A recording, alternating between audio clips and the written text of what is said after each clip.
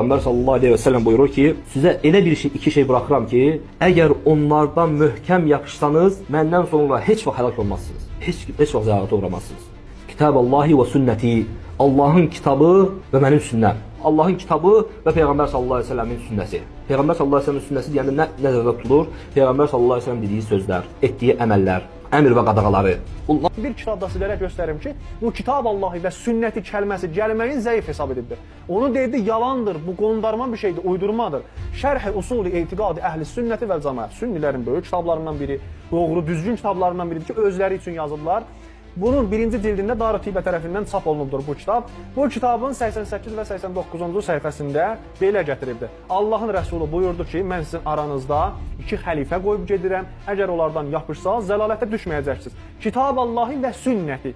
İndi gəlin görək ki, bu sünnətini burada təsdiq eləyir, yoxsa yox. Bu hədisin altında yazır ki, deyir, sənəduhu zəifun. Baxın, diqqət eləyin. Bu hədisin sünnəti kəlməsi ilə gələn hədis deyir ki, sənəduhu zəifun. Bunun sənədi, bu hədisin, rəvayətin sənədi zəifdir.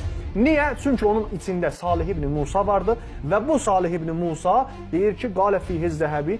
Zəhəbi deyir ki, Şəmsəddin Zəhəbi böyük ricalşünas sünnilərin, vəhabilərin alimi, ricalşünas deyir ki, bu zəifdir. Yəhya ibn Müəyyən deyir ki, leysə bir şeyin və la yəktubu hədisu, deyir ki, onun hədislərini yazmayın. Başqa Buxari deyir ki, münkərül hədisdir. Hədisləri bunun inkar olunur, atın getsin bunu. Nəsai deyir ki, mətruçdur bu, tərk olunmuşdur. İbn Ədi bunu deyir və yenə də başqa alimlər bunu məzəmmət edir və deyir ki, bu şəxsdən hədis qəbul olunmaz və yalan danışır bu. Qondarma bir hədisdir. İndi siz vəhabilər nə üçün bu yalanları istəyirsiniz, sübut edəsiniz? Nə üçün cəmaatı aldatmaq istəyirsiniz? Biz deyirik, biz sözümüzün də üstündə varıq. Siz Əhl-i Beytin düşmənisiz, Bəni Ümeyyə evladlarısınız, siz Yezidin, Muaviyyənin soyundan gəlmiş insanlarsınız. Sizin əqidəniz elə Muaviyyə ilə Yezidin əqidəsi kimidir.